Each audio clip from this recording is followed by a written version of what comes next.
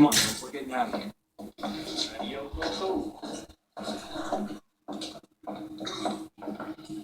Two rooms? You want to share with Ava?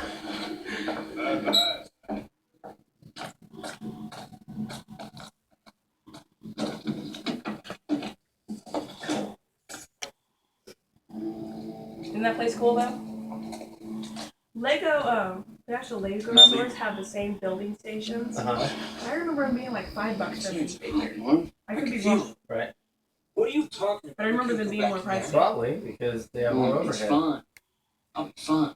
I mean, how much do you think they pay a month on that building right there? Oh, you see. That one I don't know. That's like the complete armpit of Warsaw right there. I mean, It's can't a be vroom vroom.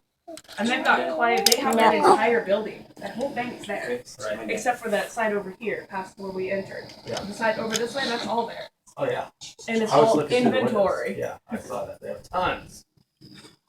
Gets the guy went back, okay, is that the dragon missing? Okay, it's a little one? Okay, let me just see if I got one. And I Oh, can yeah. have it. Here it is.